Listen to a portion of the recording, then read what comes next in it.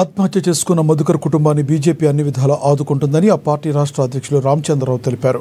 మంగళవారం మధుకర్ స్వగ్రామం మంచిర్యాల జిల్లా బెల్లంపల్లి నియోజకవర్గంలోని నీల్వారి గ్రామానికి చేరుకున్న కుటుంబాన్ని పరామర్శించారు. మధుకర్ కుటుంబానికి అండగా నిలవడంతో పాటుగా బీజేపీ శ్రేణులకు భరోసా ఇచ్చారు.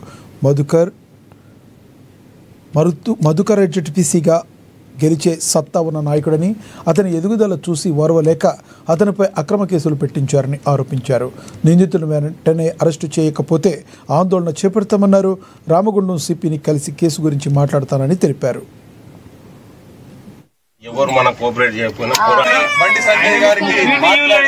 అలాగే ప్రైవేట్ స్టేషన్ అమౌంట్ సార్, వాళ్ళకి కాల్ డేటా కావాలి సార్.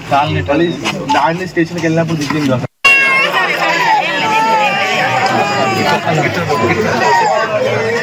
ఈ యొక్క ఏటా మధుకర్ సంబంధించిన పరామర్శ వచ్చే సందర్భంగా మీ అందరూ రావటము, అదేవిధంగా కార్యకర్తలందరూ కూడా వారి యొక్క కుటుంబాన్ని పరిగణించడం అనేది ఈరోజు ఈ సందర్భంగా నాకు చాలా బాధాకరంగా ఉంది. ఎందుకంటే జెడ్పీటీసీ ఎన్నికల్లో పోటీ చేసి తప్పకుండా గెలుస్తాము అని చెప్పేసి బీజేపీ ఇక్కడ అనే భావించేటటువంటి ఒక అభ్యర్థి ఈరోజు అతను ఇక్కడ బీజేపీకి పనిచేసి ఈ నీల్వాయి ప్రాంతంలో వేమనపల్లి మండలంలో భారతీయ జనతా పార్టీని నిలబెట్టేటువంటి నాయకుడిగా ఎదిగి అధ్యక్షుడిగా అయి గతంలో కూడా ఈ జిల్లాలో నేను పర్యటన చేసినప్పుడు నన్ను కలిశాడు.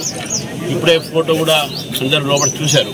మధుకర్ అనేటటువంటి కార్యకర్తని కాంగ్రెస్ పార్టీలో కొంతమంది నాయకులు, ఈ నాయకులందరూ కూడా కలిసి అతను వేధించి పోలీసుల ద్వారా బెదిరించి అతని కుటుంబానికి అతనికి హాని ఉందని చెప్పి నువ్వు బీజేపీలో తిరగొద్దు అని చెప్పేటటువంటి ఒక వాతావరణాన్ని నిర్మాణం చేసి అతన్ని ఈరోజు ఆత్మహత్యకు ఈరోజు తోసి ఆ దోవలో వెళ్ళేటట్టు ప్రయత్నం చేసినటువంటి ఒక ఈ కాంగ్రెస్ నాయకులందరూ కూడా దోషులే దీంట్లో.